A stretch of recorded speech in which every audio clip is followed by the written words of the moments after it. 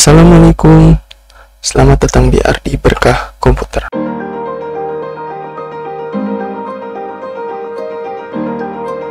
Ini kita akan bahas tentang berbagai soket pada motherboard dan tentunya buat prosesornya, kemudian RAM-nya nanti akan menyusul ke depannya juga.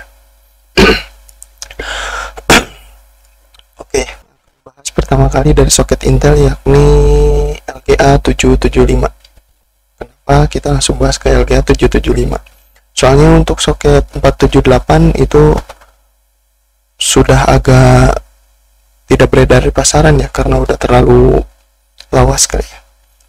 Nah, untuk LGA 775 ini dia memiliki berbagai supporting GPU, yakni supporting prosesor yang ada di LGA 775 tersebut. Kita langsung lihat dari webnya ya, biar saya tidak salah juga. Kalian juga bisa langsung lihat dari webnya. Oke, yang pertama itu ada Pentium 4. Pentium 4 itu sebenarnya ada di soket 478, cuman di LGA 775 Pentium 4 kembali rilis. Nah, setelah Pentium 4 rilis, muncullah Pentium 4 yang Extreme Edition. Artinya si Pentium 4 tersebut bisa di overclock ya. Lalu setelah Extreme Edition keluarlah si Pentium D. Jadi sebelum dual core itu ada Pentium D ya. Pentium D ini sudah agak jarang juga digunakan di pasaran. Begitu juga dengan Pentium 4 di pasaran. Untuk soket LGA 775 itu sudah jarang sekali menggunakan Pentium D dan juga Pentium 4. Oke, selanjutnya setelah Pentium D muncullah si dual core. Nah, di dual core ini masih banyak yang menggunakan sampai tahun 2021 ini. Biasanya mereka gunakan untuk kayak CPU buat ngetik lah, ngeprint atau apapun gitu. Bahkan harganya pun terbilang murah. Untuk prosesornya aja itu kisaran harga antara 30 sampai 50 ribu rupiah. Masih sangat terjangkau banget tentunya. Lalu setelah dual core muncullah Extreme Edition seri yang dual core-nya. Itu juga kemungkinan difungsikan untuk OC Edition. Dan setelah Extreme, kalian tentunya tahu akan muncullah sebuah Celeron. Celeron itu ada Celeron 400, Celeron D dan juga Celeron dual core ya di sini. Nah, untuk Celeron ini masih banyak juga yang dipakai di pasaran, terutama buat laptop ya. Kalau untuk PC itu lebih sering pakainya dual core sama yang selanjutnya yaitu Core 2 Duo. Core 2 Duo ini paling banyak banget dicari loh. Kenapa? Karena meskipun dia CPU lawas gitu, tapi ini udah lumayan banget buat dipakai kayak aktivitas ya, game-game ringan kecil pun bisa lah, kayak mainin game-game PS2 lah, atau mainin game-game sekelas ya, mungkin kayak dulu e-sport ya, kayak Point Blank, atau mungkin bermain juga di apa itu, Dota ya, Dota 2 itu masih bisa loh di Core 2 Duo. Setelah Core 2 Duo, seperti biasa mereka memunculkan versi OC Edition-nya, itu Core 2 Extreme atau Core Extreme ya. Itu digunakan juga untuk para pemain OC biasanya, overclock. Selanjutnya setelah Core 2 Extreme, nah ini yang paling banyak digunakan untuk para gamers seri LGA 775, yakni Core 2 Quad. Kenapa menggunakan Core 2 Quad? Dia sudah memiliki dukungan 4 core dan juga 4 thread tentunya. Itu hampir setara dengan Core i5 ya. Core i5 juga 4 core 4 thread. Tapi memang performanya masih bisa dibilang di bawah Core i5 ya. Tentu saja jauh sih.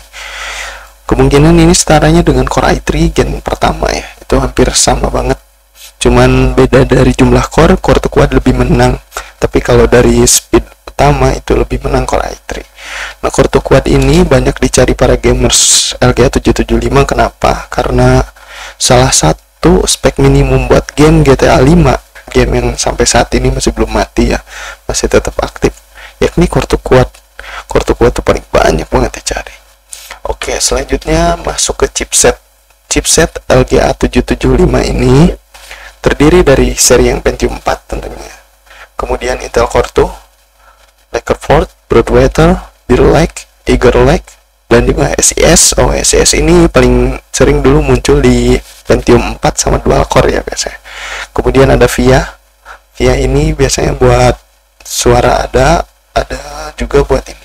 Kemudian untuk jika menggunakan GPU biasanya Nvidia chipset yang seri 9300 sama 9400 itu lebih cocok sih sama LG775. Untuk coolernya tentu dapat stock cooling ya, kemungkinan ukurannya kecil biasanya ya, 72 mm ternyata. Nah, motherboard di LG775 ini setelah saya cari itu ternyata di sini cuma ada 3 tipe ya, yakni G31 yang paling rendah, kemudian ada P5, kemudian ada juga seri G ya, G41. Tadi kan G31. Kalau G31 itu bedanya dia masih menggunakan DDR2. Maksimum RAM-nya pun hanya 2x2, yakni 4 GB ya. Tapi dia pun kadang bisa support sampai kartu kuat. Oh iya, saya lupa bahas tadi, setelah kartu kuat ada Xeon ya. Xeon ini sebenarnya prosesor buat server. Buat server ini dia di mod biar bisa dipasang di soket 775. Banyak juga yang masih menggunakan karena ada juga beberapa Xeon yang sudah 4 core dan 4 thread, hampir setara sama kartu kuat ya. Nah, untuk setelah G31 untuk motherboardnya kita pindah ke P5Q. Kalau dari Asus tuh ada juga yang P5 KPL, kalian sering dengar, terus P5 GC itu juga dari soket LG775 ya. Nah, untuk P5Q ini saya lihat dia juga masih DDR2. Cuman di sini support up sampai 16 GB. Berarti dari 4 slot ini dia bisa support 4 ya kan? 4 kali 4 16 GB ya, betul. Untuk supporting speed RAM-nya juga cukup tinggi ya, sampai 1200 MHz ya. Ini udah tinggi banget sih. Dan untuk selanjutnya yakni kita beralih ke DDR3-nya, yakni G41.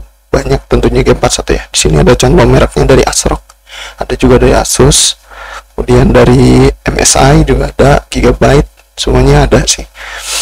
Nah, dari yang saya lihat ini untuk perkembangannya lebih bagus pakai G41 karena dia udah support DDR3.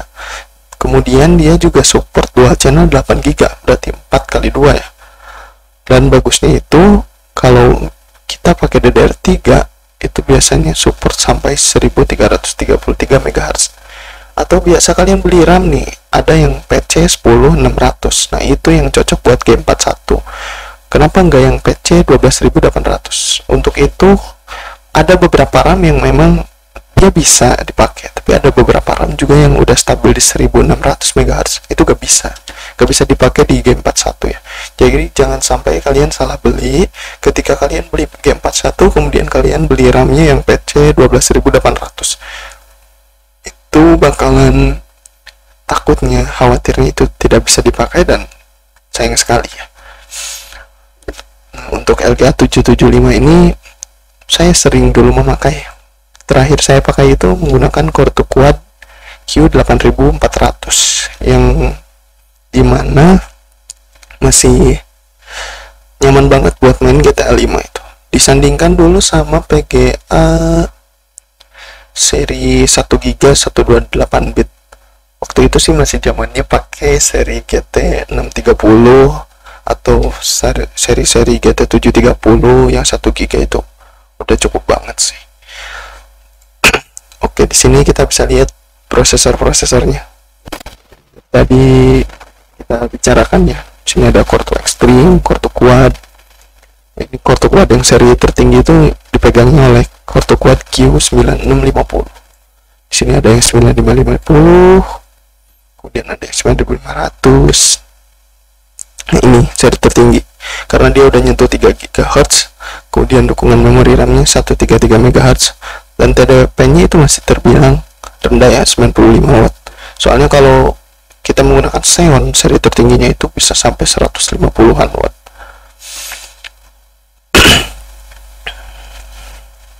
Nah, di sini kita lihat langsung dari Wikipedia ya. Ada berbagai macam chipsetnya ya. Nah, ini dari Lakeport itu ada 945. Seri 945 itu masih masuk ke, oh ini ya saya baru lihat lagi, ternyata kalau di sini kurang lengkap tadi. Jadi untuk LGA775 ada yang seri 945, ini paling bawah banget sih. Kemudian ada Broadwinter yang seri ya, tadi ada P96 terus G yang serinya masih angka gitu.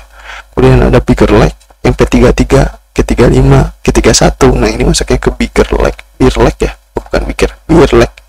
Kemudian ada eagle leg. Nah eagle leg ini yang paling banyak masih dipakai ya sama user-user LGA775, yakni ada P45, P43, G45, G43, G41. Ini G41 yang paling sering banget.